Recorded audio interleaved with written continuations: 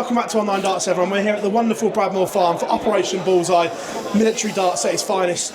Colin, this is fantastic, isn't it? Oh, it's a fantastic venue. This is my second time of being here now, Phil, and Steve and Jane, they put on a fantastic thing here. I think at one point they have something like 48 pool tables, and there's something like 64 dart throws. It's mad. And they're extending. I was chatting with Steve and Jane earlier, and they're going to extend, and I think, wow. And listen, fantastic venue, absolutely brilliant. Pleasure to be here. Look, darts is growing all the time, but the fact that we're growing in the military now as well is a great thing for the sport as well, giving obviously all the military service time to play, and classing it as a sport is a huge leap forward. Yeah. Listen, it's massive. And I'm playing with one of those guys tonight, funny enough. He's my pet. I hope I don't let him down. Jasper Scarrett. Yeah. You know, he's playing on the Challenge Tour and all that sort of thing. And he loves it. He's one of the people that is coming through the armed forces. Phil, listen, tonight it's not about me or any of the other former pros, current pros, whatever. It's all about raising awareness about, obviously, our game, and raising awareness about the military forces. And listen, I'm looking forward to a great night. Hope I don't let Jasper down, but listen, we'll see how it goes. Matchplay is on the horizon. I know something, obviously, your smile says it all. It's something that every year I know you look forward to going back there, working and so on. Yeah. But this year, there's a lot of big names in danger of missing out. It feels like a bit of a changing of the guard going on right now. Do you know what, Phil? Honesty, I've always been brutally honest with you. Listen, it's the way it is. You know, you don't perform out on the circuit, you start dropping ranking points, you start missing majors, you drop even further. It's tough. And for me, I still class, obviously it's the World Championships, and then for me, the next biggest thing to win is the World Matchplay. We're going to have some casualties. Like you just said, we're going to have some casualties. There's people that we've got used to seeing the last 10, 12, 13 years. They're not going to be there. As and whether we'll see them again there or not, I don't know. It's a massive event. I love the match play. I'm very fortunate enough through the PDC that I've got the original World Matchplay trophy. And to me, it's holiday time. Everybody's relaxed. Massive dart fans. It's going to be tough for the people that aren't there this year. It's going to be tough for them to get back. It's going to be tough for them to get back. It really is. Does this show how far the sport's come? Because we know that some people don't perhaps treat darts professionally as they should, as in getting a decent sleep, prepping bodies and so on. They're long days. But you've learnt this in later life. You're looking fantastic. Yeah. But we see players of high level that perhaps don't. Is that a lesson to be learned, that this is now a proper sport, that you have to look after yourself, and if you don't, you're going to get found out? It's been a proper sport, Phil, for a long, long time. And if you don't treat it that way, you are going to get found out. And a lot of them are getting found out. Don't get me wrong, there's a few people that, you know, the body's breaking down and whatever, but get fitter, get healthier. I wish I did. Yeah. Honestly, it's all right now saying that I've lost 5 and a bit stone. My career's over. I'm an exhibition player now. I have fun. I enjoy myself. These guys of today, you have to be 100% professional. You have to be. If you're not, you're going to get. I don't want to say you're going to get exposed. You're going to get found out. You're going to get found out. For me, there's been a lot of players, in my eyes and in my view, missing a lot of events. That's okay until a year, 2 years' time, when you're still defending off your ranking. And when you're defending it, all of a sudden, the pressure builds, Phil. The pressure builds. And if you're not capable of stepping up to that pressure, you're going to get found out, and you're going to start missing events. And the only person you can blame is a person you get up and walk into the bathroom to and look at every morning in the mirror. That's the only person you can blame. No one else. It's all on you.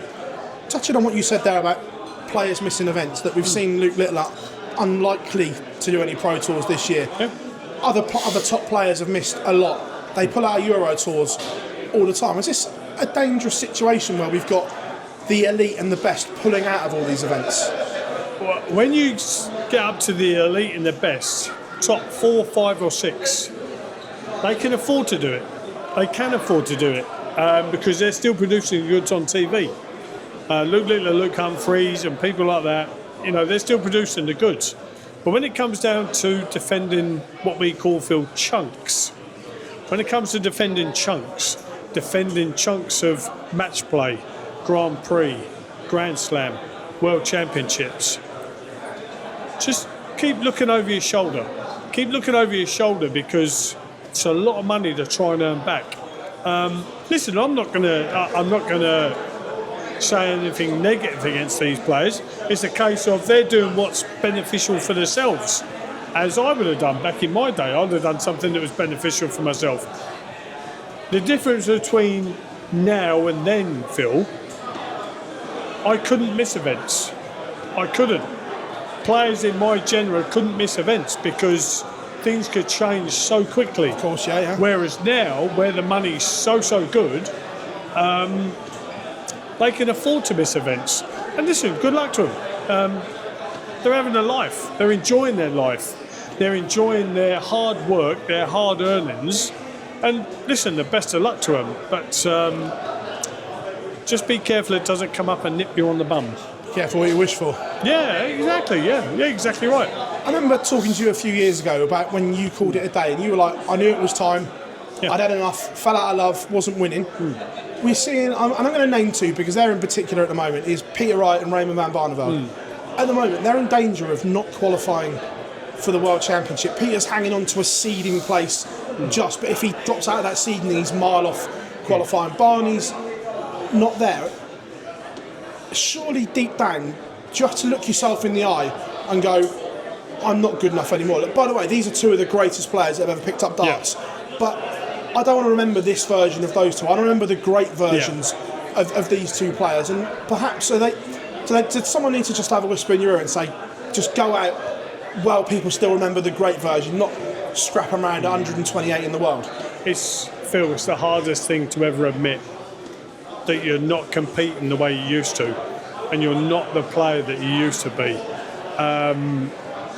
Listen, Peter says he can still compete and he's still a danger, and Raymond says the same.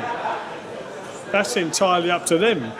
But the more you say it, the more pressure you're putting on yourself to actually perform. And not being disrespectful, because like I said, their record speaks for itself. They're not performing. They're not performing, and like we've said, time waits for no one. Yeah. Time waits for no one, and these players of today, they don't care about who you. They've got respect.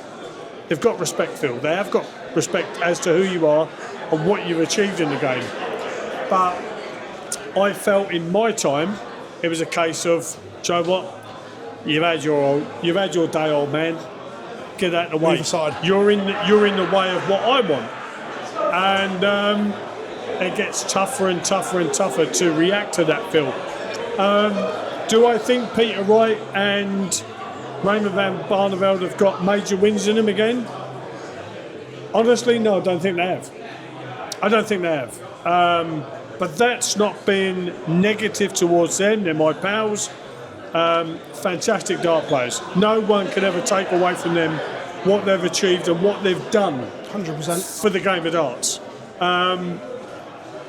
But if you want to keep putting yourself in that position where you're not getting the results that you're used to, believe you me, it already is a bitter pill to swallow. And also, it's like that, Phil. Yeah, no, I get it. The weight on the shoulders becomes heavier and heavier and heavier.